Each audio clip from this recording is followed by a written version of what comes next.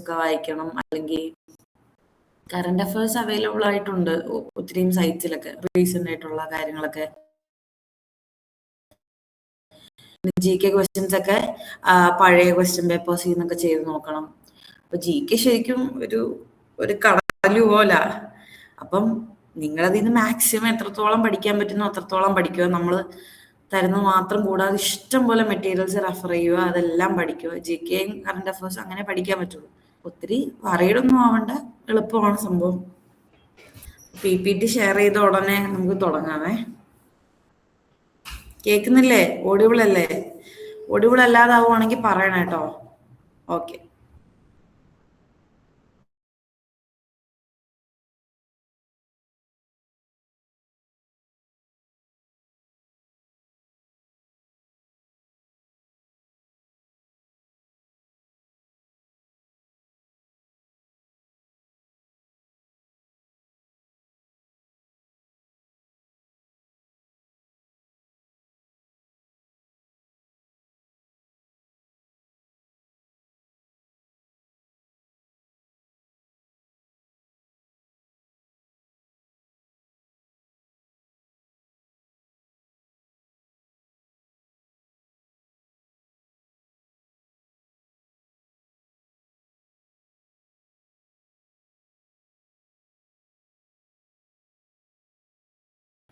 Okay, നമ്മുടെ PPT share ആയിട്ട്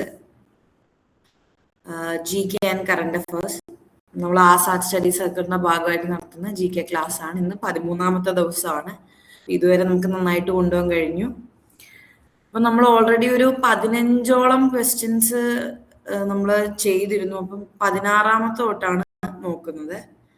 ആ ക്വസ്റ്റ്യൻ തൊട്ടാണ് നോക്കുന്നത്. ഓക്കെ, സ്ലൈഡ് ഒന്ന് മാറ്റിയിരുന്നെങ്കിൽ നന്നായിരുന്നു.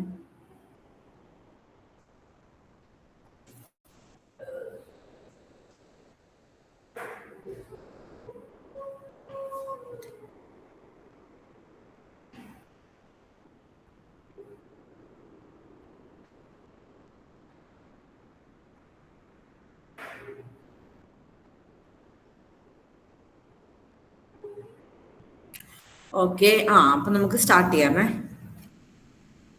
Which sector absorbs the largest workforce in India? ഇന്ത്യയിലെ ഏറ്റവും വലിയ വർക്ക് ഫോഴ്സ് ഏത് സെക്ടറാ? കറന്റ്ലി ഇന്ത്യയിൽ അല്ലെങ്കിൽ വർഷങ്ങളായിട്ട് ഇന്ത്യയിൽ ഈ സെക്ടറാണ് ഏറ്റവും വലിയ വർക്ക് ഫോഴ്സ്. ഏതാ അറിയാവോ? അറിയാവുന്നവർ ആൻസർ ഇട്ട് പോണേ. യെസ്, സി തന്നെ. അഗ്രികൾച്ചർ ആണ് ഇന്ത്യയിലെ ഏറ്റവും വലിയ വർക്ക് ഫോഴ്സ്. നേരത്തെയും ഇപ്പോഴും എല്ലാം അഗ്രികൾച്ചർ തന്നെയാണ് biggest workforce. Correct. Next question. Financial inclusion primarily aims at? Financial inclusion ഏതിനെയാണ് പ്രൈമർലി എയിം ചെയ്യുന്നത്? അപ്പൊ ഫിനാൻഷ്യൽ ഇൻക്ലൂഷൻ എന്താന്ന് നമുക്ക് നോക്കാം. ഫിനാൻഷ്യൽ ഇൻക്ലൂഷൻ എന്ന് പറഞ്ഞാൽ is the process of ensuring all individuals and businesses, especially low income and vulnerable groups, having access to useful, affordable and sustainable financial products such as banking, credit, insurance.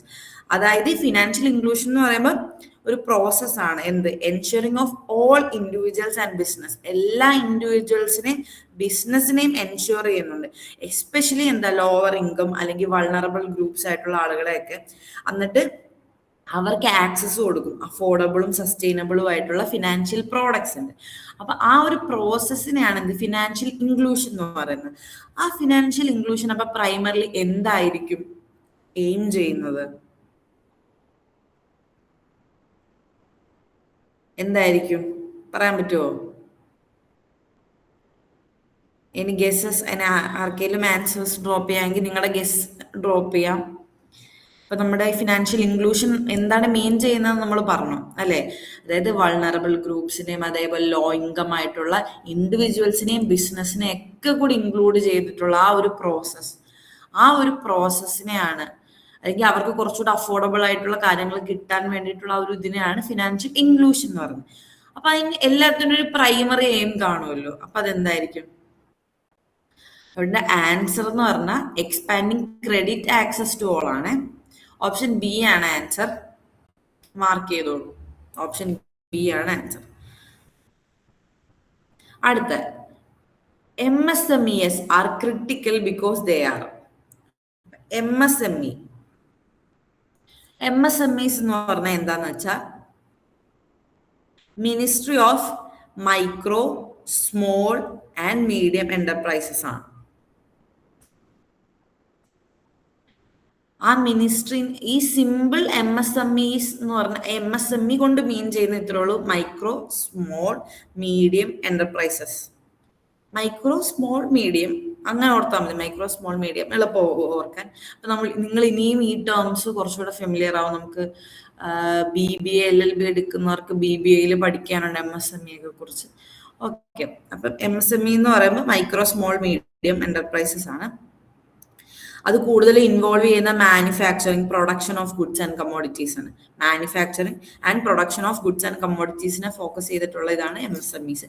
അത് critical because they എന്തായിരിക്കും answer?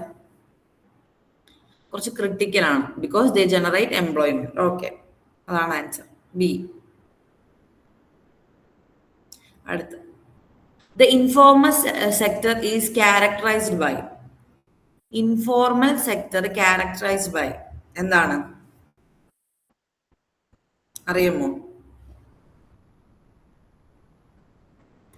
Informal sector is characterised by എന്തേലും അറിയാവുന്നവര് ഒന്ന് comment ചെയ്യും. നിങ്ങൾ എന്തേലും ഒക്കെ active ആയാലേ നമുക്ക് കുറച്ച് എൻഗേജിങ് ആവത്തുള്ളൂ ക്ലാസ്.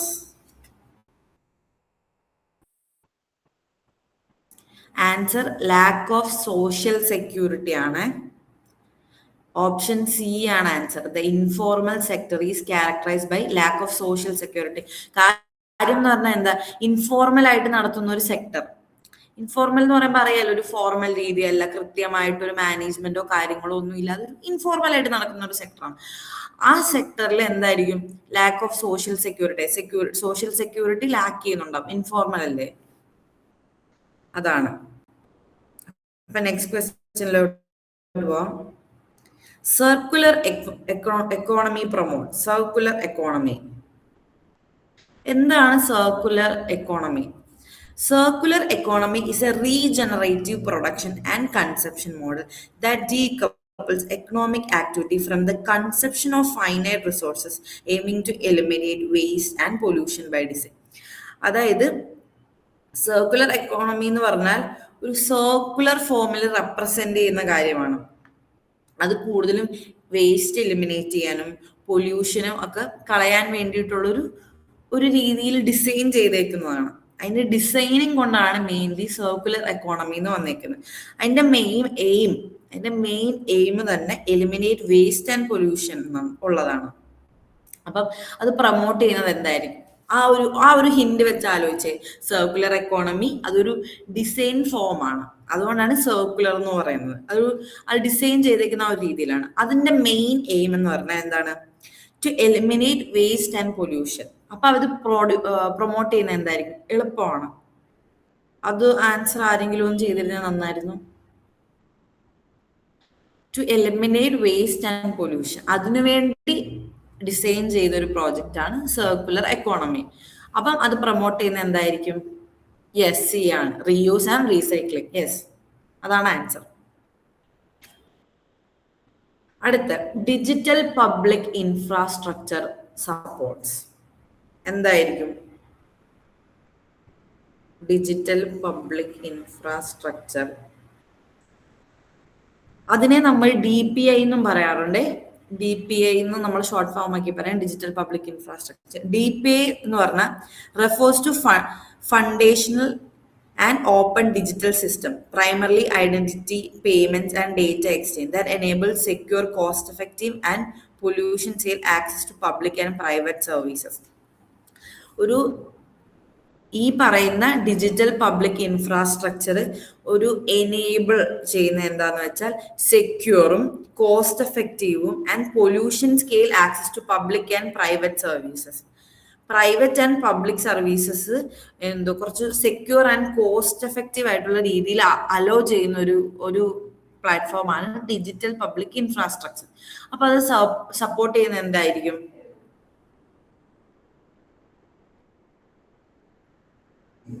Any guesses?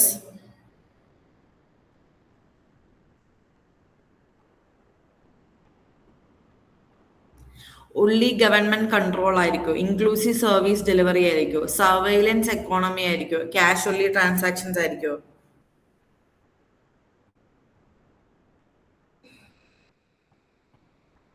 സി, അതെ, surveillance economy. Inclusive service, inclusive service delivery ആണ്. ഇൻക്ലൂസീവ് സർവീസ് ഡെലിവറി ആണ് അതിന്റെ ആൻസർ. അടുത്ത, productivity growth mainly depends on.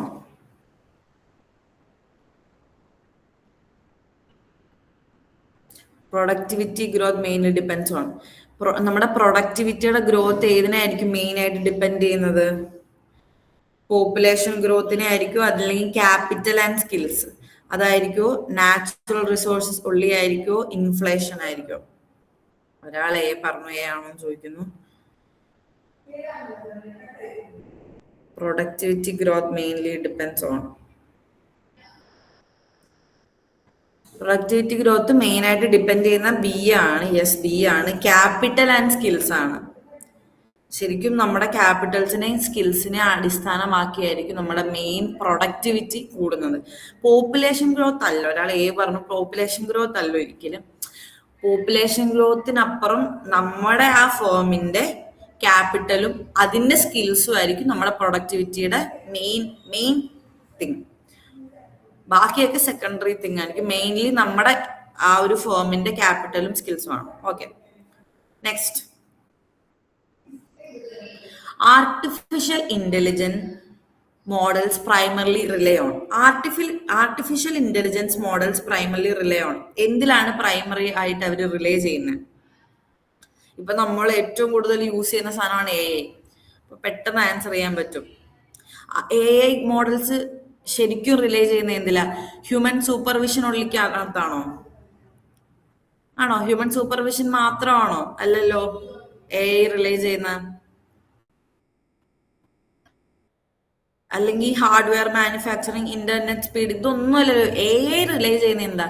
Large data സെറ്റ്സിലാണ്. Okay, അത് ഓർത്തോണേ. ലാർജ് ഡേറ്റ സെറ്റ്സിലാണ് നമ്മുടെ എ ഐ മോഡൽസ് പ്രൈമറി ആയിട്ട് റിലേ ചെയ്യുന്നത്. പെട്ടെന്ന് നോക്കിയാൽ മനസ്സിലാവേണ്ട ഒരു ഉത്തരവാണ്.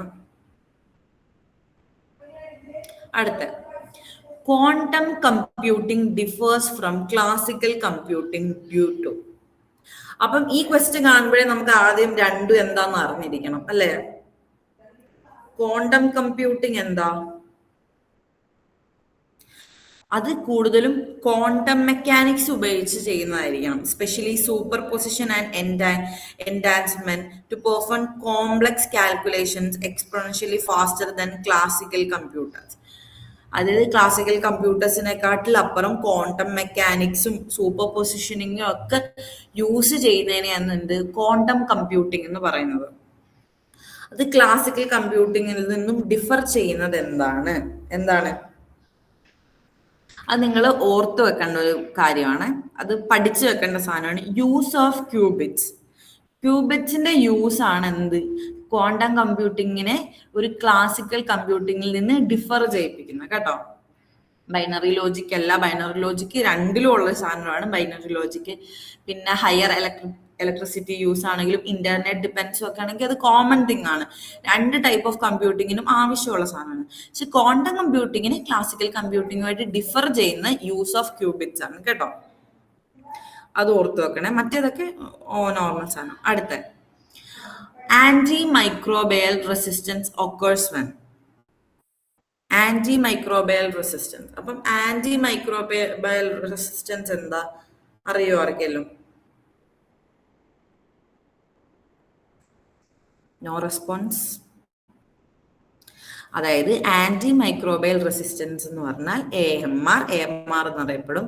AMR occurs when microorganisms, അതായത് മൈക്രോ ഓർഗാനിസംസ് എന്ന് പറയുമ്പോൾ bacteria, viruses, fungi, and parasites evolved to withstand treatments rendering antibiotics and other antimicrobial ineffective. അതായത് മറ്റ് ആന്റിബയോട്ടിക്സും അല്ലെങ്കിൽ മറ്റ് ആന്റി മൈക്രോബയൽ ആയിട്ടുള്ള കാര്യങ്ങളെ ഇൻഎഫക്റ്റീവ് ആക്കുന്ന മൈക്രോ ഓർഗാനിസംസ്, അതായത് ആ ഇൻഎഫക്റ്റീവിന് വേണ്ടി വിത്ത്സ്റ്റാൻഡ് ചെയ്യുന്ന ഇതിനെയാണ് പറയുന്നത് ആന്റി മൈക്രോബയൽ റെസിസ്റ്റൻസ്. ആ ഒരു പേരിൽ തന്നെ നമുക്ക് മനസ്സിലായില്ലേ, ആന്റി മൈക്രോബയൽ റെസിസ്റ്റൻസ് എന്നാണ് പറയുന്നത്. എപ്പോഴാണ് ആ ആന്റി മൈക്രോബയൽ റെസിസ്റ്റൻസ് ഒക്കർ ചെയ്യുന്നത്? അതായത് മൈക്രോ ഓർഗാനിസംസ് ആയിട്ടുള്ള ഈ ബാക്ടീരിയ അങ്ങനത്തെ കാര്യങ്ങളുണ്ടല്ലോ, അങ്ങനത്തെ കാര്യങ്ങളെ റെസിസ്റ്റ് ചെയ്യുന്ന ഒരു മൊമെന്റ് ഏതാണ്? എൻ്റെ answer bacteria adapt to medicines ആണ്. ആ റെസിസ്റ്റൻസ് ഒക്കെ പറയുന്നത് എപ്പോഴാണ്? Bacteria adapt to medicines.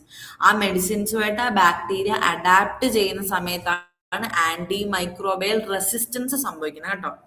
ആ റെസിസ്റ്റൻസ് എന്നുള്ള ടേം ഇമ്പോർട്ടൻ്റ് ആണ്. ആ റെസിസ്റ്റൻസ് സംഭവിക്കുന്ന അപ്പോഴാണ്. ഓക്കെ, അടുത്തിലോട്ട് മൂവ് ചെയ്യാം. Mental health is influenced by, എന്തായിരിക്കും ഇത്? എളുപ്പമാണ്. മെന്റൽ ഹെൽത്ത് എന്തിനാണ് ഇൻഫ്ലുവൻസ് ചെയ്യുന്നത്? ജനറ്റിക്സ് മാത്രമാണോ? ഒരിക്കലും ഇല്ല. ഒരിക്കലും ഒരാളുടെ മെന്റൽ ഹെൽത്തിനെ ജനറ്റിക്സ് മാത്രം ബാധിച്ചുകൊണ്ടാവണമെന്നില്ല. ജനറ്റിക്കലി വന്നേക്കാം, പക്ഷെ ഒരിക്കലും ജനറ്റിക്സ് മാത്രമല്ല. ഒൺലി എൻവയോൺമെന്റ് ആണോ? അല്ല. സാഹചര്യങ്ങൾ കൊണ്ട് മാത്രം ഒരാൾക്ക് മെന്റൽ ഹെൽത്ത് എന്താണ് ഇൻഫ്ലുവൻസ് ആവില്ല. അതെ, സി ആണ് ഉത്തരം. Social and psychological factors. അപ്പോൾ ഒരാളുടെ മെന്റൽ ഹെൽത്തിനെ ഏറ്റവും കൂടുതൽ അഫക്ട് ചെയ്യുന്ന ഒരു ഫാക്ടറാണ് social and psychological factors. Diet അലോണും അല്ല. Social and psychological factors. നെക്സ്റ്റിലോട്ട് മൂവ് ചെയ്യാം.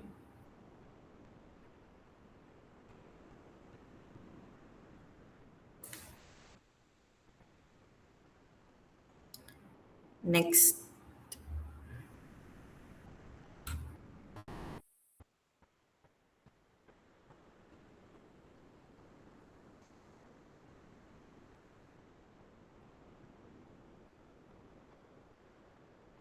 നിങ്ങൾക്ക് ആ സ്ക്രീൻ ചേഞ്ച് ആയോ? അതോ മെന്റൽ ഹെൽത്തിന്റെ മാത്രം സ്ക്രീനാണോ ഇപ്പോൾ നിൽക്കുന്നത്? എൻ്റെ എന്തെങ്കിലും ഇഷ്യൂ ആണോ? ഒന്ന് റെസ്പോണ്ട് ചെയ്യോ? മെന്റൽ ഹെൽത്തിന്റെ തന്നെ അല്ലേ? ഓക്കെ.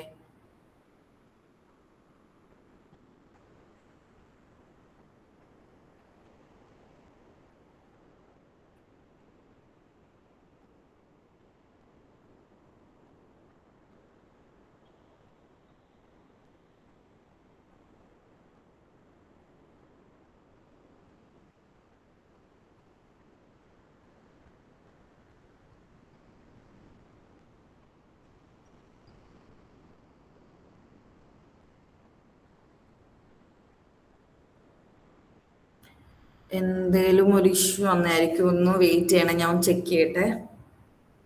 ആ, okay okay okay.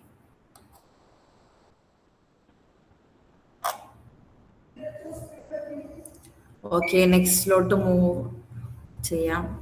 Okay, telemedicine primarily improves. Telemedicine primarily improves എന്താണ്? ഇതിൽ ഏത് ഓപ്ഷനാണ് എന്നാണ് question.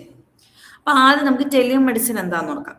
Telemedicine uses secure telecommunication technologies such as smartphones, computers, and video conferencing to provide remote clinical services, enabling doctors to diagnose, treat, and monitor. അതായത് നമ്മുടെ ടെലികമ്മ്യൂണിക്കേഷൻസിലെ like smartphones, computers, video conferencing അങ്ങനത്തെ കാര്യങ്ങൾ ഉപയോഗിച്ച് നമ്മുടെ remote ആയിട്ടുള്ള clinical services കൊടുക്കുക അല്ലെങ്കിൽ എനേബിൾ ചെയ്യുക.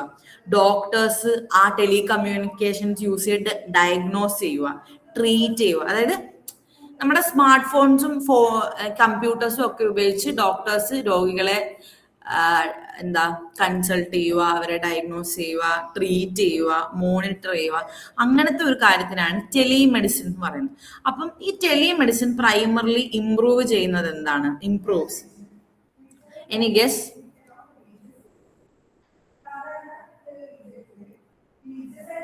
റൂറൽ ഹെൽത്ത് കെയർ ആക്സസ് ആണ്. മെഡിക്കൽ റിസർച്ച് അല്ല, സി അല്ല. നമ്മൾ ഓർത്തെ ടെലിമെഡിസിൻ എന്ന് പറയുമ്പം ഇപ്പൊ നമുക്ക് വീട്ടിൽ വയ്യാതെ വരുമ്പോ പെട്ടെന്ന് എന്താ ഡോക്ടറിനെ കൺസൾട്ട് ചെയ്യണമെങ്കിൽ നമുക്ക് എന്താ ഫോൺ ഓൺ ആക്കി വെച്ചാൽ പോരെ.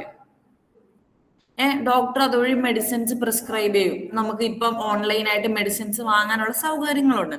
അപ്പൊ ഈ ടെലിമെഡിസിൻ എന്നുള്ള ആ ഒരു പ്രോസസ്സ് നമ്മുടെ റൂറൽ ഹെൽത്ത് കെയർ ആക്സസിനെ കുറച്ചുകൂടെ ഇംപ്രൂവ് ചെയ്യുക അല്ലേ. മെഡിക്കൽ റിസർച്ച് അല്ലല്ലോ, കൂടുതലും റൂറൽ ആയിട്ടുള്ള നമ്മുടെ ഹെൽത്ത് കെയറിന്റെ ആക്സസ് ആണ് ഇംപ്രൂവ് ചെയ്യുന്നത്, കുറച്ചുകൂടെ ബെറ്റർ ആവും. അപ്പൊ ബി ആണ് കേട്ടോ ആൻസർ. നമുക്ക് നെക്സ്റ്റിലോട്ട് മൂവ് ചെയ്യാം.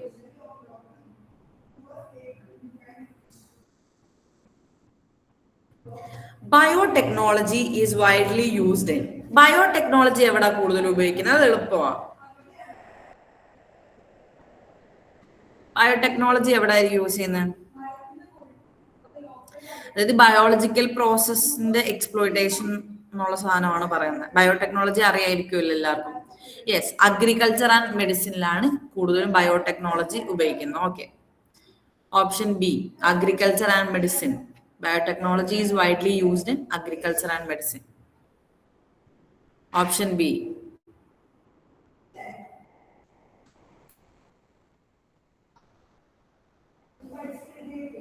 ഓപ്ഷൻ ബി മാർക്ക് ചെയ്യോ, അടുത്തിലോട്ട് പോവും.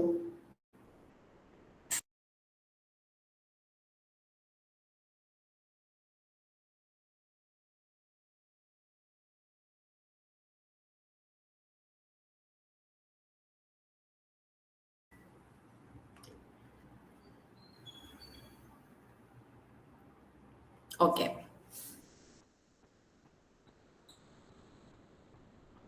നെക്സ്റ്റിലോട്ട് മൂവ് ചെയ്യാം. Okay, space debris poses a risk mainly to.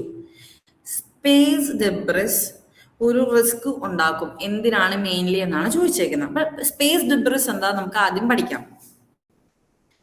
അതായത് സ്പേസ് ഡിബ്രിസ് എന്ന് പറഞ്ഞാൽ consist of non functional human made objects in earth orbit. അതായത് എർത്തിന്റെ ഓർബിറ്റ് അറിയാലോ, എർത്തിന് ചുറ്റുമുള്ള ഒരു വളയം, അതാണ് എർത്തിന്റെ ഓർബിറ്റ്. അതിൽ എന്താണ് നോൺ ഫങ്ഷണൽ ആയിട്ടുള്ള ഹ്യൂമൻ മെയ്ഡ് ഒബ്ജക്ട്സ് കൺസിസ്റ്റ് ചെയ്യും, including defunct satellites, spent rocket stages and fragmentation debris.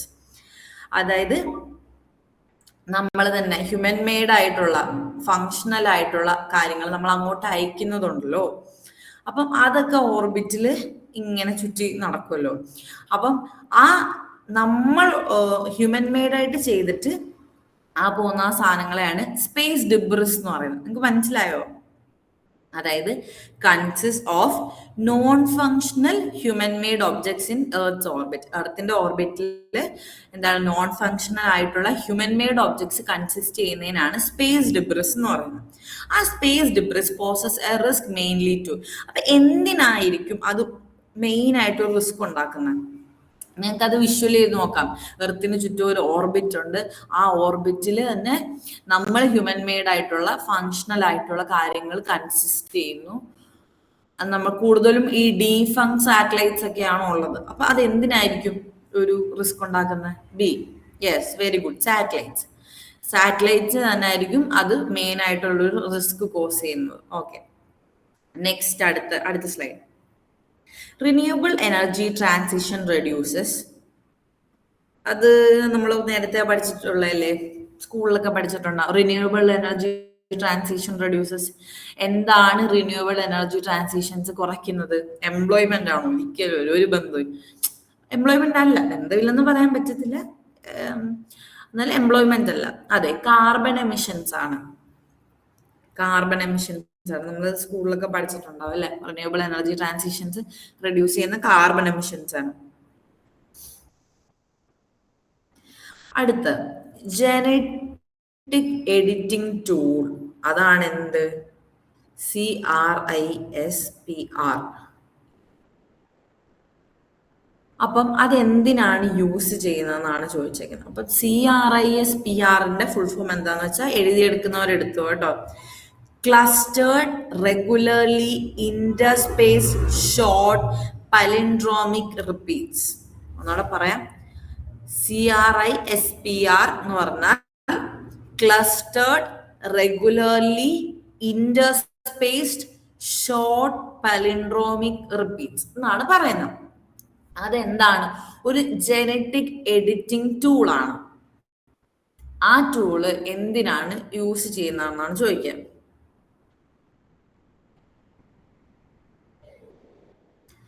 അപ്പം ഈ കൂടുതലും CRISPR എന്താണ്? It is specialised naturally occurring DNA sequence found in bacteria that functions as part of their immune system to defend against viruses. വൈറസിനെതിരെ defend ചെയ്യാൻ വേണ്ടി നമ്മുടെ immune സിസ്റ്റത്തിൽ എന്താണ്? ഇമ്മ്യൂൺ സിസ്റ്റത്തിൽ ഫൗണ്ട് ചെയ്യുന്ന ഒരു DNA സീക്വൻസ് ആണ് ഇത്. അപ്പം അത് ഒരു ജനറ്റിക് എഡിറ്റിംഗ് ടൂളാണ്. അപ്പം അത് ആൻസർ ബി ആണ്, ജീൻ മോഡിഫിക്കേഷന് വേണ്ടി യൂസ് ചെയ്യുന്ന. അതായത് ഇത് നമ്മുടെ ഇമ്മ്യൂൺ സിസ്റ്റം വൈറസിനെ ഡിഫെൻഡ് ചെയ്യാൻ വേണ്ടിയിട്ട്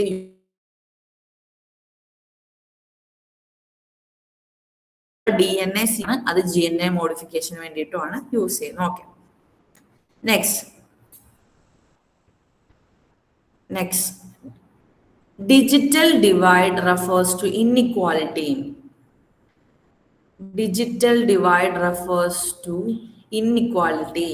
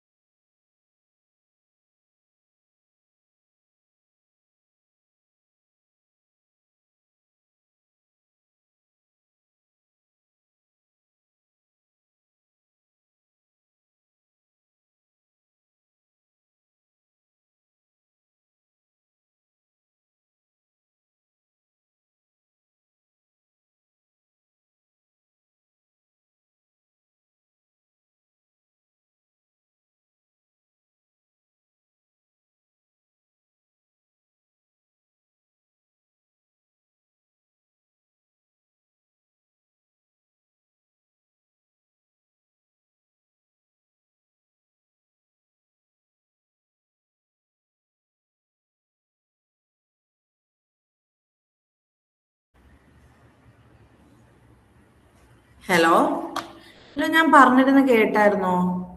ആൻസർ ഇന്റർനെറ്റ് ആക്സസ്. അതോ മ്യൂട്ടായി പോയി? ഓ സോറി. അയ്യോ സോറി, കേട്ടില്ലല്ലേ? എവിടം തൊട്ടാ കേൾക്കാതെ പോയി? മുമ്പിലത്തെ ജനറ്റിക് എഡിറ്റിംഗ് ടൂളൊക്കെ കേട്ടിരുന്നോ?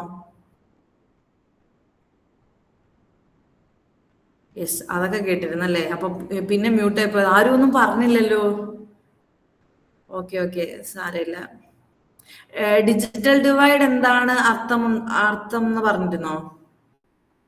അത് കേട്ടായിരുന്നോ? മീനിങ്, ഡിജിറ്റൽ ഡിവൈഡിന്റെ മീനിങ് കേട്ടോ? ഇല്ലല്ലേ? അപ്പൊ അന്നേരം എന്തോ മ്യൂട്ടായി പോയത്. ആരും ഒന്നും പറഞ്ഞില്ല. ഇങ്ങനെ ഇനിയും മ്യൂട്ട് ആവാണെന്ന് പറയണേ, ചിലപ്പോ അറിയാതെ ശ്രദ്ധിക്കാതെ പോകുന്നതായിരിക്കും. ഓക്കെ, അപ്പൊ ഡിജിറ്റൽ ഡിവൈഡ് എന്ന് പറഞ്ഞ ഒരു ഗ്യാപ്പ് ആണ്. The gap between individuals, house holds, business and geographic areas at different socio-economic levels regarding both their opportunity to access information and communication technologies. അതായത് ഈ ഡിജിറ്റൽ ഡിവൈഡ് എന്ന് പറയുമ്പോൾ വേർഡിൽ തന്നെ ശ്രദ്ധിക്കുക, എന്താണ്? ഒരു ഡിവൈഡ്, ഒരു ഡിവിഷൻ ആണ്. അതായത് ഇത് ഗ്യാപ്പ് ആണ്. ഗ്യാപ്പ് ബിറ്റ്വീൻ ഇൻഡിവിജ്വൽസിന്റെ ഇടയിലുള്ള ഗ്യാപ്പ് ആവാം, ഹൗസ് ഹോൾഡിന്റെ ഇടയിലുള്ള ഗ്യാപ്പ് ആവാം, ബിസിനസിന്റെയും ജിയോഗ്രഫിക് ഏരിയകളുടെ ഇടയിലുള്ള ഗ്യാപ്പ് ആവാം. At different socio economic levels, പല ഡിഫറെന്റ് ആയിട്ടുള്ള സോഷ്യോ എക്കണോമിക് ലെവൽസിൽ regarding both their opportunity to access information. അതായത് പല ജിയോഗ്രഫിക് ഏരിയാസിൽ പല രീതിയിലുള്ള ആളുകളുടെ ഇടയിലുള്ള ഗ്യാപ്പ് ഉണ്ട്. എന്ത്? പല കാര്യങ്ങളും ആക്സസ് ചെയ്യാൻ, പല ഇൻഫോർമേഷനും ലഭിക്കാനായിട്ട്. അപ്പം ആ ഒരു ഗ്യാപ്പിനെയാണ് എന്ത്? ഡിജിറ്റൽ ഡിവൈഡ് എന്ന് പറയുന്നത്. ആ ഡിജിറ്റൽ ഡിവൈഡ് റെഫർ ചെയ്യുന്ന ഇൻഇക്വാലിറ്റി എന്താണ്? In internet access. Answer B തന്നെ കേട്ടോ. മുമ്പേ ആയിരിക്കും പറഞ്ഞിരുന്നു ബി എന്ന്. അതെ, ആൻസർ ബി തന്നെയാണ്. ഓക്കെ, അടുത്തതിലോട്ട് മൂവ് ചെയ്യാം. Okay, multilateralism emphasises. Multilateralism emphasise. എന്താണ് മൾട്ടിലാറ്ററലിസം അറിയുമോ?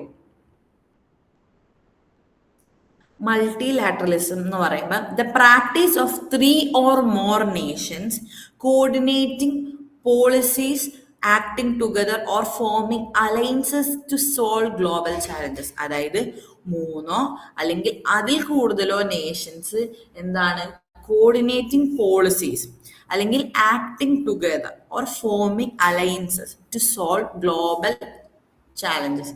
ഗ്ലോബൽ ചാലഞ്ചസ് റിസോൾവ് ചെയ്യാൻ വേണ്ടിയിട്ടും അതേപോലെ എന്താണ് കാര്യങ്ങൾ കോർഡിനേറ്റ് ചെയ്യാനും വേണ്ടിയിട്ട് 3 അല്ലെങ്കിൽ അതിൽ കൂടുതൽ നേഷൻസ് കോർഡിനേറ്റ് ചെയ്യുന്നതിനാണ് മൾട്ടിലാറ്ററലിസം എന്ന് പറയുന്നത്.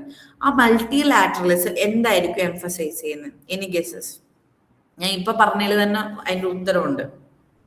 മൾട്ടിലാറ്ററലിസം എന്ന് പറഞ്ഞാൽ 3 അല്ലെങ്കിൽ അതിൽ കൂടുതൽ നേഷൻസ് എന്താണ് കുറെ കോർഡിനേറ്റിംഗ് പോളിസീസ് ഉണ്ടാക്കുവാണ്, ഒരുമിച്ച് ആക്ട് ചെയ്യാനും, അതായത് ഗ്ലോബൽ ചാലഞ്ചസിനെ ഫേസ് ചെയ്യാനും അലയൻസസ് ഉണ്ടാക്കാനും വേണ്ടിയിട്ട്. അത് പല കാര്യത്തിലോ, ക്ലൈമറ്റിന്റെ കാര്യത്തില്, ട്രേഡിന്റെ കാര്യത്തില്, സെക്യൂരിറ്റിയുടെ കാര്യത്തിലൊക്കെ. അതെ, അപ്പൊ എല്ലാവരും ആൻസേഴ്സ് കളക്ട് ആണ്. Collective global action. Collective global action ആണ് മൾട്ടിലാറ്ററലിസം എംഫസൈസ് ചെയ്യുന്നത്. ഓപ്ഷൻ ബി ആണ് answer. Option B answer. Okay, next. അടുത്ത global south refers to. Global south ആണ് എന്താണ് റെഫർ ചെയ്യുന്നതാണ് ചോദിക്കുന്നത്. ഗ്ലോബൽ സൗത്ത് എന്ന് പറഞ്ഞാൽ ഒരു diverse non geographical grouping of developing nations across Asia, Africa, Latin American and Oceania. അതായത് വേണമെങ്കിൽ നോട്ട് ചെയ്തോ കേട്ടോ ഏതൊക്കെയാണ്. The global south refers to a diverse, ഒരു ഡൈവേഴ്സ് ആയിട്ടുള്ള നോൺ ജിയോഗ്രഫിക്കൽ ഗ്രൂപ്പിംഗ് ആണ്. Non geographical grouping of developing nations. അത് developing nations ആണ്, ഡെവലപ്ഡ് നേഷൻസ് അല്ല. ഡെവലപ്പിംഗ് നേഷൻസിന്റെ ഒരു നോൺ ജിയോഗ്രഫിക്കൽ ഗ്രൂപ്പിംഗ് ആണ്.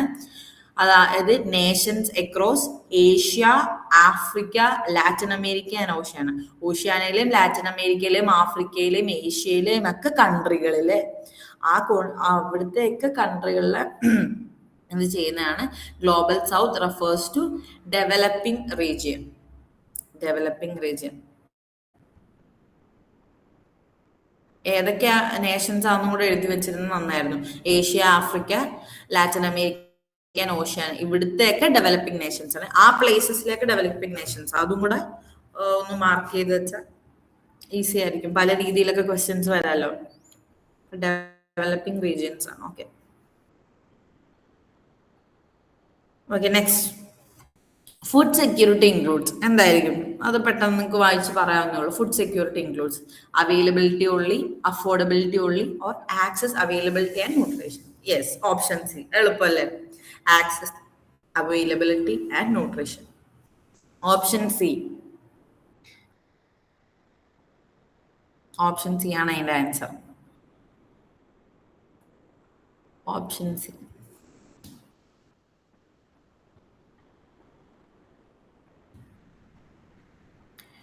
ഓപ്ഷൻ സി മാർക്ക് ചെയ്യോ? Okay,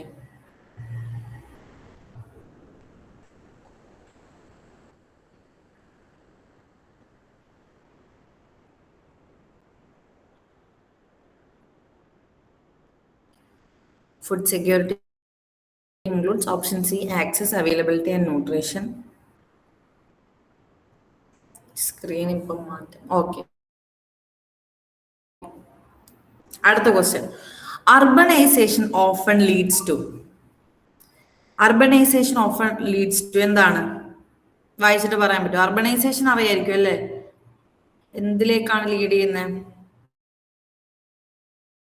Reduced inequality always, increased job creation only, pressure on infrastructure, elimination of poverty.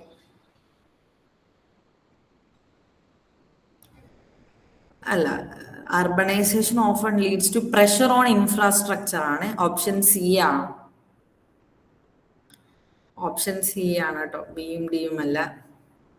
Elimination of poverty അല്ല, increase job creation ഉള്ള അല്ല, ഇൻഫ്രാസ്ട്രക്ചറിലൊരു പ്രഷറാണ് കൂടുതലും ഉണ്ടാവുന്നത് അർബനൈസേഷൻ എന്ന് പറയുമ്പോൾ. ഒരു കൂടുതലും പ്ലേസസിനെ അർബൺ രീതിയിലാക്കുക, ആ ഒരു അർബനൈസേഷൻ പ്രോസസ്സിൽ കൂടുതലും പ്രഷറാണ് ഉണ്ടാവുന്നത്. ഓക്കെ, നെക്സ്റ്റിലോട്ട് മൂവ് ചെയ്യാം. Next slide.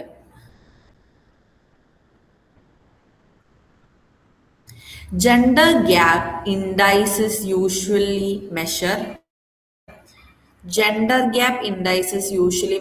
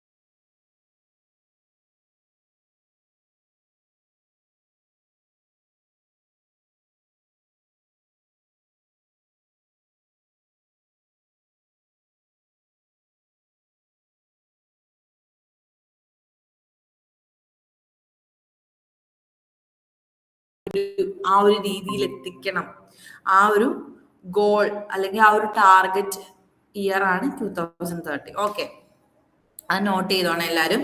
Sustainable development goals target year, sustainable development goals target year 2030. Okay, അടുത്ത question.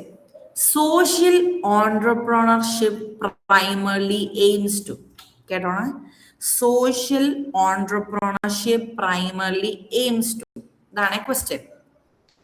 Option A, maximise profit. Profit maximisation ആണോ സോഷ്യൽ ഓൺട്രപ്രണർഷിപ്പ് കൊണ്ട് ഉദ്ദേശിക്കുന്നത്? അല്ലെങ്കിൽ address social problem sustainably, social problems sustainable ആയിട്ട് address ചെയ്യാൻ വേണ്ടിയിട്ടാണോ social entrepreneurship? അടുത്തത് replace government, ഗവൺമെന്റിനെ തന്നെ റീപ്ലേസ് ചെയ്യാനാണോ ഓൺട്രപ്രണർഷിപ്പ് നോക്കുന്നത്, സോഷ്യൽ ഓൺട്രപ്രണർഷിപ്പ് നോക്കുന്നത്? Okay, option D, promote charities only, charities promote ചെയ്യാൻ വേണ്ടി മാത്രമാണോ സോഷ്യൽ ഓൺട്രപ്രണർഷിപ്പ് പ്രൈമറിലി എയിം ചെയ്യുന്നത്? അതെ, ഓപ്ഷൻ ബി ആണ് answer. Very good, option B ആണ് answer. Address social problem sustainably, sustainable ആയിട്ട് നമ്മുടെ സോഷ്യൽ പ്രോബ്ലംസിനെ അഡ്രസ് ചെയ്യാൻ വേണ്ടിയിട്ടാണ് എന്ത് സോഷ്യൽ ഓൺട്രപ്രണർഷിപ്പ് മെയിൻ ആയിട്ട് എയിം ചെയ്യുന്നത്. Okay, next question. Ethical AI stresses on, ethical AI stresses on എന്താണ്? സ്പീഡ് ആൻഡ് പ്രോഫിറ്റ് ആണോ? എത്തിക്കൽ AI ആ വേർഡിൽ തന്നെ ഉണ്ടായിട്ട് ആൻസർ.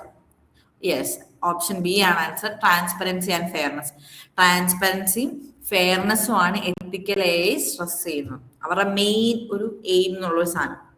ഡേറ്റ മോണോപോളി അല്ല, ഓട്ടോമൈസേഷൻ അല്ല, അല്ലെങ്കിൽ സ്പീഡ് പ്രോഫിറ്റ്, ഇതൊന്നുമല്ല. ട്രാൻസ്പെറൻസി ആൻഡ് ഫെയർനെസ് ആണ്.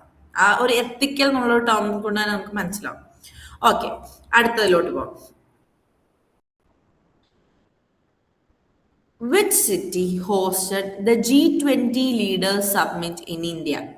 ഇന്ത്യയിൽ G20 ലീഡേഴ്സ് സബ്മിറ്റ് ഹോസ്റ്റ് ചെയ്ത സിറ്റി ഏതാ? അത്യാവശ്യം ജനറൽ നോളജ് അറിയാവുന്നവർക്ക് ഇത് പെട്ടെന്ന് പിടികിട്ടും. New Delhi. Very good, very good.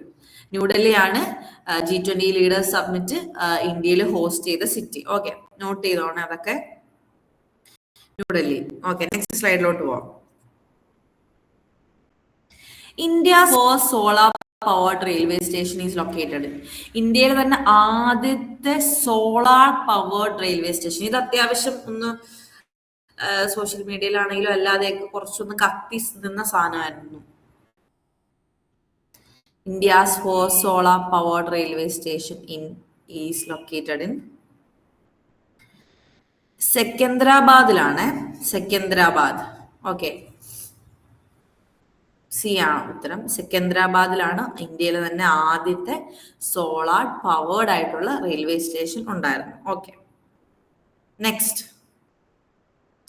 Which Indian state became the first to implant uniform civil code in 2025? 2024 uniform civil code വന്ന സ്റ്റേറ്റ് ഏതാ ഇന്ത്യയിൽ? അറിയോ? Yes, B. Very good, Uttarakhand. 2024, അതായത് കഴിഞ്ഞ വർഷം യൂണിഫോം സിവിൽ കോഡ് ഇംപ്ലാന്റ് ചെയ്ത ഫസ്റ്റ് ഇന്ത്യൻ സ്റ്റേറ്റ് ഉത്തരാഖണ്ഡ്. പിന്നെ ഈ യൂണിഫോം സിവിൽ കോഡിന്റെ കാര്യം പറയുമ്പോൾ ഒരു കാര്യം കൂടെ പറയാനുണ്ട്. യൂണിഫോം സിവിൽ കോഡ് ആദ്യമായി ഉണ്ടായിരുന്ന സ്റ്റേറ്റ് ശരിക്കും ഉത്തരാഖണ്ഡ് അല്ല, പക്ഷെ ഗോവയാണ്. അത് അറിയോ പലർക്കും ആ കാര്യം? ഗോവ, അതായത് നമ്മുടെ പോർച്ചുഗീസുകാർ അറിയാലോ ഗോവയിൽ വന്ന സമയം. ആ സമയം തൊട്ടേ യൂണിഫോം സിവിൽ കോഡ് ഉണ്ടായിരുന്നു ഗോവയിൽ. അത് ശരിക്കും ഒക്കെ നമ്മുടെ ഇൻഡിപെൻഡൻസിന് മുമ്പ്, അതൊക്കെ ഓർത്ത് വെച്ചു. പല രീതിയിൽ ട്വിസ്റ്റ് ചെയ്ത് ക്വസ്റ്റ്യൻ വരാം. നമ്മുടെ ഇൻഡിപെൻഡൻസിന് മുമ്പ് പോർച്ചുഗീസുകാർ വന്ന സമയത്ത് യൂണിഫോം സിവിൽ കോഡ് ഉണ്ടായിരുന്ന സ്റ്റേറ്റ് ആണ് ഗോവ. പക്ഷെ നമ്മുടെ സ്റ്റേറ്റ്, നമ്മുടെ ഗവൺമെന്റ് ഒരു സ്റ്റേറ്റിൽ ഇംപ്ലിമെന്റ് ചെയ്തിട്ടുണ്ടെങ്കിൽ അത് ഉത്തരാഖണ്ഡാണ്. ക്വസ്റ്റ്യന്റെ ഡിഫറൻസ് നിങ്ങൾ മനസ്സിലാക്കി. മനസ്സിലാക്കണം. Which Indian state become the first to implement uniform civil code in 2024? 2024 uniform civil code ആദ്യമായി ഇംപ്ലിമെന്റ് ചെയ്ത സ്റ്റേറ്റ് ഉത്തരാഖണ്ഡാണ്. പക്ഷെ പ്രീ ഇൻഡിപെൻഡൻസ് ടൈമിലെ യൂണിഫോം സിവിൽ കോഡ് നിലനിന്നിരുന്ന സ്റ്റേറ്റ് ഗോവയാണ്. ഇപ്പൊ കറന്റ് ഇന്ത്യയിൽ 2 സ്റ്റേറ്റ്സിലാണ് യൂണിഫോം സിവിൽ കോഡ് ഉള്ളത്, ഒന്ന് ഗോവയിലും ഒന്ന് ഉത്തരാഖണ്ഡിലും. കേട്ടോ, അത് ഓർത്ത് വെച്ചോണേ. യൂണിഫോം സിവിൽ കോഡ് ഉള്ള 2 States Goa and Uttarakhand.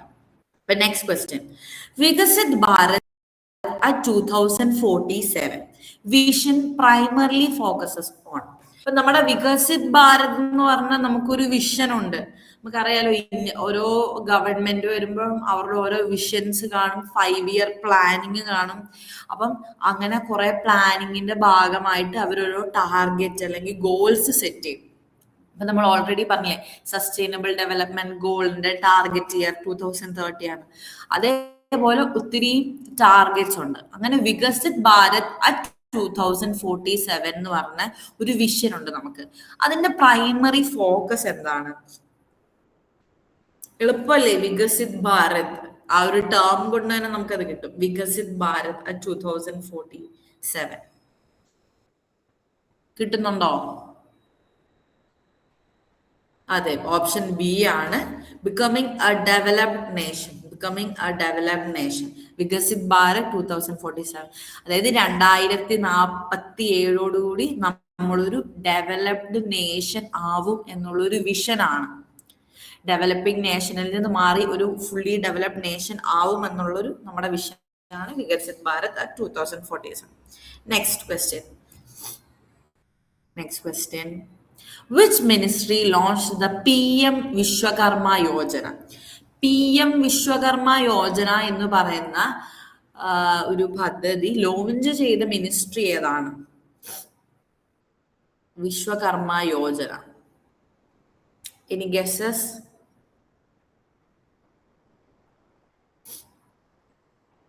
No guesses. ഒരു ഗസ് ഇല്ല. ഓക്കെ, ഞാൻ പറയാം ആൻസർ. മിനിസ്ട്രി ഓഫ് ലേബർ ആണ്. No, ministry of labour, option B. Ministry of labour ആണ് ലോഞ്ച് ചെയ്ത PM വിശ്വകർമ്മ യോജന എന്നുള്ളത്. Vishwakarma Yojana. Okay, option B. അടുത്ത, India's longest river cruise route runs between. ഇന്ത്യയിലെ തന്നെ ഏറ്റവും ലോങ്സ്റ്റ്, നീളമേറിയ റിവർ ക്രൂസ് ഇവിടെ കൂടാണ്, അല്ലെങ്കിൽ അതിന്റെ റൂട്ട് റൺസ് ബിറ്റ്വീൻ. അറിയോ? അല്ല, വാരണാസി ആണ്. വാരണാസി ഡിബ്രുഗർ ആ ഒരു റൂട്ട് ഉണ്ട്. ആ റൂട്ടിൽ കൂടെയാണ് എന്താണ് ഇന്ത്യയിലെ തന്നെ longest river cruise route run ചെയ്യുന്നത്. ഓക്കെ, ഒക്കെ നോട്ട് ചെയ്തോ കേട്ടോ. ഇന്ത്യൻ റിവേഴ്സിനൊക്കെ ബേസ് ചെയ്ത് ക്വസ്റ്റ്യൻസ് ഒക്കെ വരാറുണ്ട്, അപ്പൊ അതൊക്കെ നോട്ട് ചെയ്തു. ഓക്കെ, അടുത്ത ക്വസ്റ്റ്യനിലോട്ട് പോവാം. Which Indian state topped the national multi-dimensional poverty index? അതായത് ലീസ്റ്റ് പോവർട്ടി. ഒറ്റ വാക്കിൽ പറഞ്ഞ ലീസ്റ്റ് പോവർട്ടി ടോപ്പ് ചെയ്ത് നിൽക്കുന്നത്. ആക്ച്വലി നിങ്ങളുടെ ആൻസർ കേരള എന്നുള്ളത് എനിക്കറിയാം, അത് പറയുന്നത് കേരള ലീസ്റ്റ് പോവർട്ടി ഉള്ള ഒരു സ്റ്റേറ്റ് തന്നെയാണ്. പക്ഷെ ടോപ്പ് ചെയ്ത് നിൽക്കുന്നത് ഗോവയാണ്. Option C. Which Indian state topped the national multi-dimensional poverty index? ആ ഇൻഡെക്സ് ആണ് നിങ്ങൾ കൂടുതലും ഫോക്കസ് ചെയ്യേണ്ടത്. National multidimensional poverty index. അത് പ്രകാരം ടോപ്പ് ചെയ്ത് നിൽക്കുന്ന സ്റ്റേറ്റ് ഗോവയാണ്. ഓഫ് കോഴ്സ് കേരളയും ലീസ്റ്റ് പോവർട്ടി ഉള്ള ആദ്യമായി പ്രഖ്യാപിച്ച സ്റ്റേറ്റ് കേരള തന്നെയാണ്. പക്ഷെ നിങ്ങൾ ആ ഇൻഡെക്സ് ശ്രദ്ധിക്കണം. അതിൽ പ്രകാരം ടോപ്പ് ചെയ്ത് നിൽക്കുന്നത് ഗോവയാണ്. ഓക്കെ, അടുത്ത question. The first indigenous aircraft carrier of India is? ഇന്ത്യയുടെ ആദ്യത്തെ ഇൻഡിജീനിയസ് എയർക്രാഫ്റ്റ് കരിയർ ഏതാണെന്ന് അറിയോ? ഓപ്ഷൻ എ INS വിക്രാന്ത് ആണ്. INS Vikrant. Yes Asna, INS Vikrant. Option A ആണ് ആൻസർ.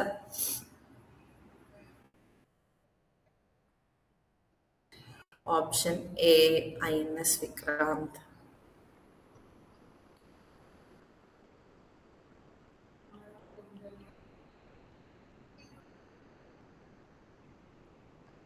ഓ, നോൺ ഇൻഡിജീനിയസും INS വിക്രാന്ത് തന്നെയാണ്. ഓക്കെ, അപ്പം ദ ഫസ്റ്റ് ഇൻഡിജീനിയസ് എയർക്രാഫ്റ്റ് കാരിയറും. Okay okay, thank you Asmal. Non indigenous എയർക്രാഫ്റ്റും INS വിക്രാന്ത് തന്നെയാണ്. ഇൻഡിജീനിയസ് എയർക്രാഫ്റ്റും വിക്രാന്ത് തന്നെയാണ്. അപ്പൊ അതിന്റെ ഓർമ്മയ്ക്കാണ് ഇട്ടതെന്ന് പറഞ്ഞു. ഓക്കെ ഓക്കെ, അപ്പം ഓൾറെഡി ഞാൻ മറ്റേ ലീസ്റ്റ് പോവർട്ടിയുടെ കാര്യം പറഞ്ഞില്ല. അത് എനിക്ക് ഒന്നുകൂടെ നിങ്ങളോട് പറയാനുള്ളത് എന്താന്ന് വെച്ചാൽ, ലീസ്റ്റ് പോവർട്ടി ഉള്ള സ്റ്റേറ്റ് നിങ്ങൾ പറഞ്ഞ പോലെ തന്നെ കേരളമാണ്. കേരളമാണ് നമ്മുടെ ഫസ്റ്റ് ആയിട്ട് ഏറ്റവും പോവർട്ടി കുറഞ്ഞ സ്റ്റേറ്റ് എന്നൊക്കെ പറഞ്ഞ് അനൗൺസ് ചെയ്തത്. നിങ്ങൾ പത്രത്തിലൊക്കെ വായിച്ചിട്ടുണ്ടായിരിക്കും അല്ലേ?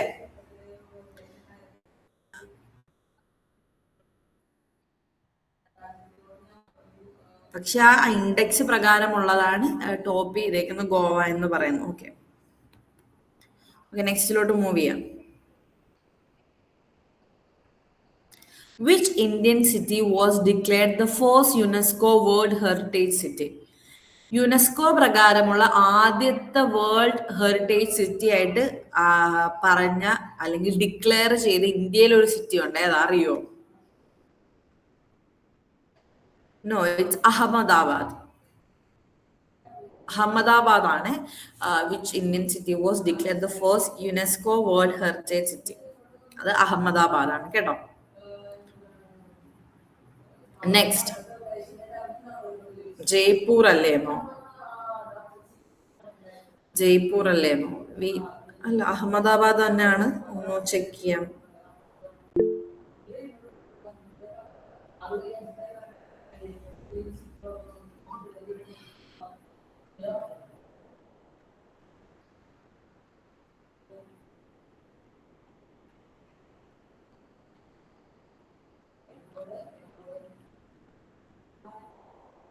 അല്ല, അഹമ്മദാബാദ് തന്നെ കേട്ടോ. ഞാനൊരു ഡൗട്ട് പറഞ്ഞപ്പോ ഞാൻ ചെക്ക് ചെയ്ത് അഹമ്മദാബാദ് തന്നെ ആയിരുന്നു. ആ ഒരു ജയ്പൂർ എന്ന് പറഞ്ഞില്ലേ, അഹമ്മദാബാദ് തന്നെയാണ്. Okay okay, which Indian city launched the Grihalakshmi scheme? Grihalakshmi scheme launch ചെയ്ത ഇന്ത്യയിലെ ഒരു സിറ്റി സ്റ്റേറ്റ് ഉണ്ട്. ഏതാ അറിയോ? നോ, ബി അല്ല, എ ആണ്. കർണാടകയാണ്.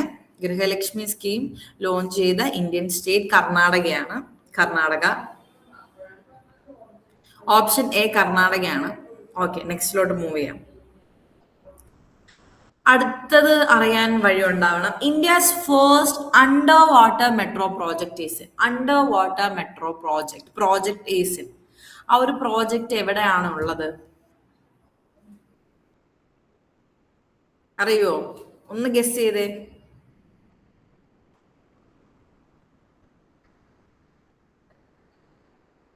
സി ആണോ? അത് കൊൽക്കട്ടയാണ് കേട്ടോ. കൊൽക്കട്ട. ഈ മെട്രോയുടെ മിക്ക ക്വസ്റ്റ്യൻസ് വരുമ്പോൾ നിങ്ങൾ കൊൽക്കട്ട മെയിൻ ആയിട്ട് ഫോക്കസ് ചെയ്തിട്ടുണ്ട് ഒരു കാര്യം. ഫസ്റ്റ് മെട്രോ വന്നത്, അങ്ങനെ കുറെ മെട്രോ ആയിട്ട് കണക്ട് ചെയ്തിട്ടുള്ള ഒരു സിറ്റിയാണ് കൊൽക്കട്ട കേട്ടോ. മെട്രോസിന്റെ കുറെ ക്വസ്റ്റ്യൻ വരുമ്പോൾ ഉള്ളത് കൽക്കട്ട തന്നെയാണ് ആൻസർ. ഫസ്റ്റ് വാട്ടർ മെട്രോ എവിടാന്ന് അറിയോ ഇന്ത്യയില്? First water metro, underwater metro അല്ല, first water metro Kerala. Kerala, yes. നമുക്ക് മലയാളികൾക്ക് അഭിമാനിക്കാൻ പറ്റുന്നതാണ്. എന്താണ്? ഫസ്റ്റ് വാട്ടർ മെട്രോ വന്ന നമ്മുടെ കേരളത്തിൽ കൊച്ചിയിലാണ്. Okay okay, first water metro Kerala and first underwater metro Kolkata city. Okay, which Indian state has highest number of Ramsar wetland site? Ramsar wetland sites ഏറ്റവും കൂടുതലുള്ള ഇന്ത്യൻ സ്റ്റേറ്റ് ഏതാണ്? വെറ്റ്ലാൻഡ് എന്ന് പറയുമ്പോൾ ചതുപ്പ് നിലങ്ങൾ എന്നാണ് തോന്നുന്നു മലയാളം. എനിക്ക് കറക്റ്റ് അറിയില്ല. അത് നമ്മുടെ റാംസർ വെറ്റ്ലാൻഡ് സൈറ്റ്സ് ഏറ്റവും കൂടുതലുള്ള ഇന്ത്യൻ സ്റ്റേറ്റ് അത് തമിഴ്നാടാണ് കേട്ടോ. തമിഴ്നാട്. ഓപ്ഷൻ ബി ആണ്, തമിഴ്നാടാണ്. Tamil Nadu. Okay, next question. Which country hosted the 2024 summer Olympics? അതൊന്ന് പറഞ്ഞേ, എല്ലാവർക്കും അറിയാൻ വഴിയുണ്ടല്ലോ. 2024 സമ്മർ ഒളിമ്പിക്സ് എവിടെയായിരുന്നു? എല്ലാവരും ആൻസർ ചെയ്തേ. അത് എളുപ്പമുള്ളൊരു സാധനമാണ്, എളുപ്പമുള്ളൊരു ക്വസ്റ്റ്യനാ. പെട്ടെന്ന് ആൻസർ ചെയ്യുന്നേ. ആരാദ്യം പറയാൻ നോക്കാം. 2024 സമ്മർ ഒളിമ്പിക്സ് ഹോസ്റ്റ് ചെയ്ത country. Simple GK question. France. അതെ, ഫ്രാൻസ് ആണ് 2024 സമ്മർ ഒളിമ്പിക്സ് ഹോസ്റ്റ് ചെയ്ത country. France. Option C, France.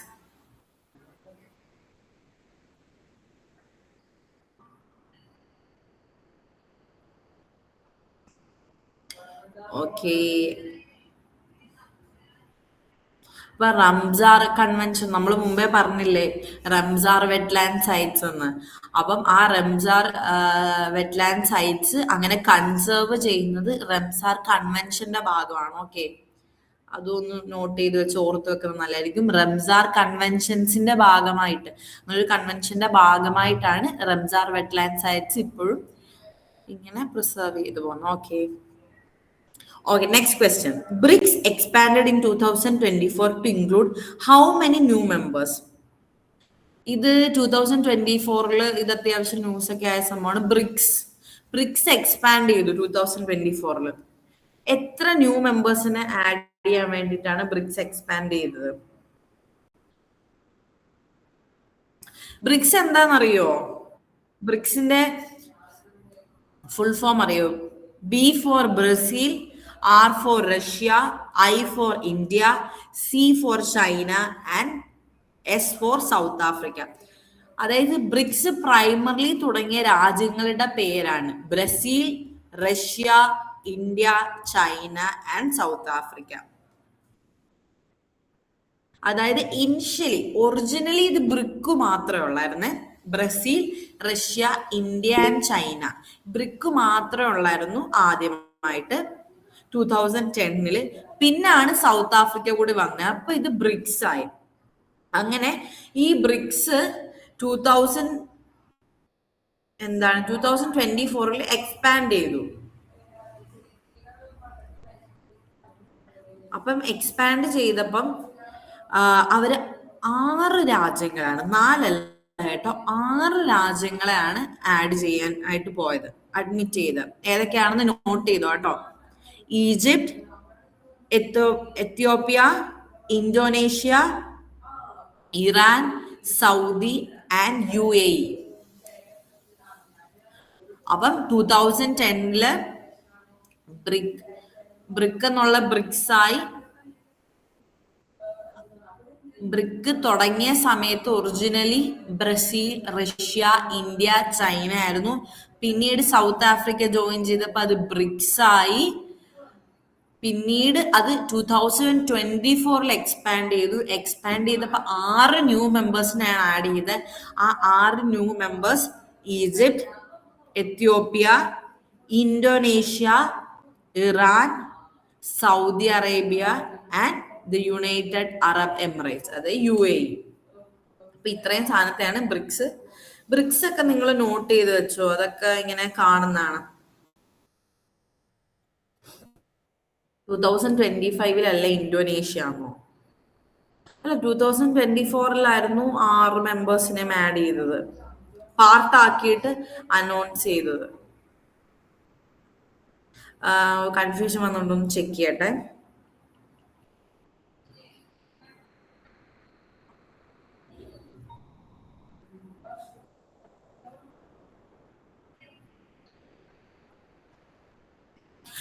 Okay. ബ്രിക്സില് formally Indonesia join ചെയ്തത് ജാനുവരി 2025 കേട്ടോ.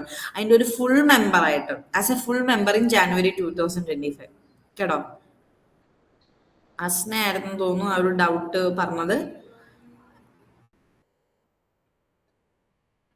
ഓക്കെ, ക്ലിയർ ആണോ കേട്ടോ?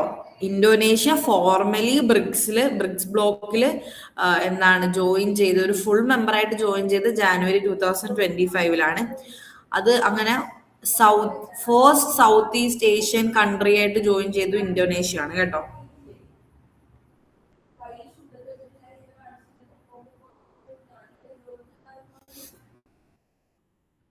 ഹലോ, ക്ലിയർ ആണോ? ഫോർമലി ഇന്തോനേഷ്യ ജോയിൻ ചെയ്ത ഇയർ ആണ് 2025. ക്ലിയർ ആണ്? ഒരു തംസപ്പ് ഇടുവോ? Okay. Which country became the newest member of NATO in 2024? നാറ്റോയുടെ ഏറ്റവും പുതിയ മെമ്പറായിട്ട് 2024 ജോയിൻ ചെയ്ത കൺട്രി ഏതാണെന്നറിയോ? സ്വീഡൻ. Very good, Sweden. 2024 നാറ്റോയുടെ പുതിയ മെമ്പറായിട്ട് വന്ന കൺട്രി സ്വീഡൻ ആണ്. അടുത്ത COP28 climate summit was held in. COP28 എന്ന് പറഞ്ഞ ക്ലൈമറ്റ് സബ്മിറ്റ് എവിടെയാണ് നടന്നത്?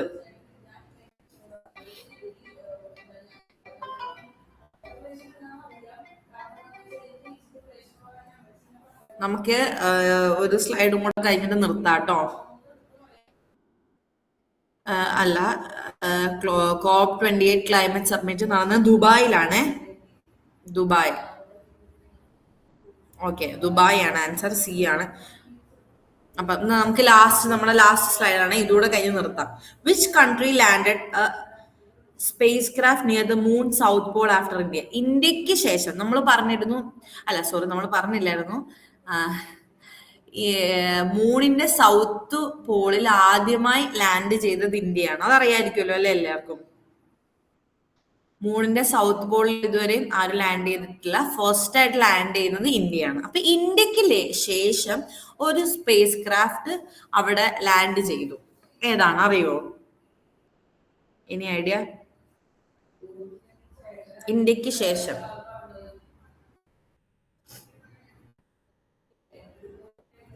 USA അല്ല, ജപ്പാൻ ആണ് കേട്ടോ. വേറൊരു സംഭവമുണ്ട്. ഇന്ത്യ ആണ് ആദ്യമായിട്ട് സൗത്ത് പോളിൽ ലാൻഡ് ചെയ്ത്. അപ്പൊ നമ്മുടെ പ്രൈം മിനിസ്റ്റർ ഒരു നെയിം അനൗൺസ് ചെയ്തു ആ സൗത്ത് പോളിന്. അറിയാമോ?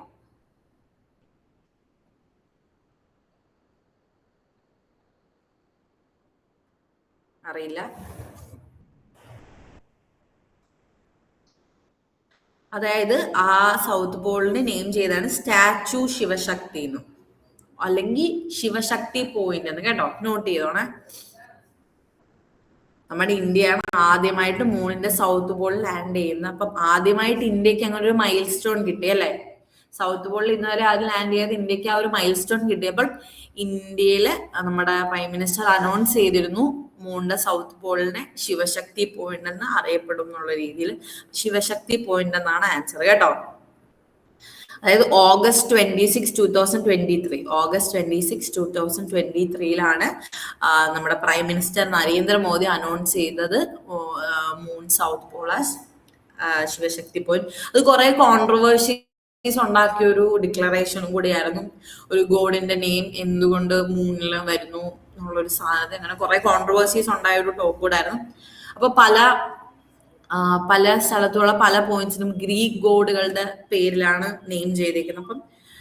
അപ്പോൾ വൈ നോട്ട് എന്നുള്ള രീതിയിൽ ഗ്രീക്ക് ഗോഡുകളുടെ പേര് കൊടുക്കുകയാണെങ്കിൽ വൈ നോട്ട് ഇന്ത്യൻ ഗോഡ് എന്നൊക്കെ പറഞ്ഞിട്ട് ഒരു സൈഡ് അങ്ങനെ ഒരു ഡിബേറ്റ് ഒക്കെ നടന്നിട്ടുള്ള ഒരു ക്രൂഷ്യൽ നെയിമിങ് സെറമണി ഒക്കെ ആയിരുന്നു. ജസ്റ്റ് ഇൻട്രസ്റ്റ് ഉള്ളവർക്കൊക്കെ ചുമ്മാ വായിച്ചു നോക്കാം. അപ്പം നമ്മുടെ മെയിൻ ആയിട്ടുള്ള ഇന്നത്തെ GK സെക്ഷൻ നമുക്ക് വൈൻഡപ്പ് ചെയ്യാം. ഈ ഒരു സെഷൻ യൂസ്ഫുൾ ആയെന്ന് വിചാരിക്കുന്നു. ഓക്കെ ആണെങ്കിൽ എല്ലാവരും ഒരു തംസപ്പ് ഇട്ടാൽ നന്നായിരുന്നു. GK ഞാൻ പറഞ്ഞ പോലെ നമുക്ക് ജസ്റ്റ് ഇങ്ങനെ പറഞ്ഞു പോവാം, നിങ്ങൾക്ക് ക്വസ്റ്റ്യൻസിന് ആൻസർ ചെയ്യാമെന്നേ ഉള്ളൂ. ഇത് ഭയങ്കര ഒരു കടല് പോലൊരു സംഭവമാണ്. അപ്പം അതിനകത്ത് നമുക്ക് എത്രത്തോളം പഠിക്കാൻ പറ്റുമോ എത്രത്തോളം വായിക്കാൻ പറ്റുമോ അങ്ങനെ ഉള്ളതാണ്. അപ്പൊ ഇതിന്റെ ആൻസർ ജപ്പാൻ. ഞാൻ പറഞ്ഞിരുന്നു ഇതിന്റെ ആൻസർ ജപ്പാൻ ആണ്. ഓക്കെ, അപ്പൊ ഞാൻ പറഞ്ഞു തന്നെ എന്തായിരുന്നു, GK ഒരു കടല് പോലാണ്. കുറെ കാര്യങ്ങൾ നമ്മള് വായിക്കണം, പഠിക്കണം, എന്നാൽ മാത്രമേ നമുക്ക് കുറച്ചെങ്കിലും സ്കോർ ചെയ്യാൻ പറ്റുള്ളൂ. പേടിക്കൊന്നും വേണ്ട, GK ഭയങ്കര പാടാണെന്ന് വിചാരിച്ച് ഇതാക്കുകയൊന്നും വേണ്ട. നിങ്ങൾ ഡെയിലി ഒരു 10, 15 അല്ലെങ്കിൽ 20 ക്വസ്റ്റ്യൻസ് മിനിമം വായിക്കുക, പിറ്റേ ദിവസവും വേറെ കുറച്ച് ക്വസ്റ്റ്യൻസ് വായിക്കുക, കറണ്ട് അഫയേഴ്സ് കളക്ട് ചെയ്യുക. എക്സാം അടുക്കാനിരിക്കല്ലോ, ഇപ്പോഴേ നിങ്ങൾക്ക് ടൈമുണ്ട്. അപ്പൊ ഈ ഒരു ടൈം നിങ്ങൾ മാക്സിമം യൂട്ടിലൈസ് ചെയ്ത് ക്വസ്റ്റ്യൻസ് പിന്നെയും പിന്നെയും നോക്കുക, ആൻസർ കണ്ടുപിടിക്കുക, കറണ്ട് അഫയേഴ്സ് പഠിക്കുക. അപ്പൊ അങ്ങനെയൊക്കെ ചെയ്താൽ സുഖമായിട്ട് GK പഠിക്കാവുന്നേ. ഒരു പാറ്റേൺ ഉണ്ട്, യൂഷ്വൽ പാറ്റേൺ വിട്ട് ക്വസ്റ്റ്യൻസ് വരാറില്ല. ക്ലീക്കാണ് നിങ്ങൾ മെയിൻലി ഫോക്കസ് ചെയ്യുന്നെങ്കിൽ പ്രീവിയസ് ക്വസ്റ്റ്യൻ പേപ്പേഴ്സ് ഒക്കെ നോക്കിയാൽ മനസ്സിലാവും. ക്ലീക്ക് ഒരു പാറ്റേൺ ഉണ്ട്, ആ പാറ്റേൺ വിട്ട് ക്വസ്റ്റ്യൻസ് ചോദിക്കാറില്ല. ഇപ്പൊ നമ്മൾ പറഞ്ഞില്ലേ നൈറ്റോ, പിന്നെ അതേപോലെ സബ്മിറ്റ്സ്, ഒളിമ്പിക്സ്, അങ്ങനത്തെ കുറെ കാര്യങ്ങൾ പറഞ്ഞില്ലേ, അതേപോലെ ആ ഒരു ജനറൽ ഏരിയ ഉണ്ട് മെയിൻ ആയിട്ട് ഫോക്കസ് ചെയ്യുന്നത്. ആ ഏരിയ മനസ്സിലാക്കി കുറെ ക്വസ്റ്റ്യൻസ് പഠിച്ചാൽ നല്ലതായിരിക്കും. എല്ലാവർക്കും യൂസ്ഫുൾ ആയെന്ന് വിശ്വസിക്കുന്നു. എൻ്റെ പേര് ലക്ഷ്മി. അപ്പം ഇനിയും ക്ലാസ് ഒക്കെ എടുക്കുമ്പോൾ നിങ്ങളൊക്കെ കാണാം. അന്നേരമൊക്കെ മൈക്ക് ഓണാക്കി സംസാരിക്കണം. ഓക്കെ, അപ്പം ഓക്കെ, എല്ലാം ഓക്കെ ആണെങ്കിൽ ലീവ് ചെയ്തോളൂ.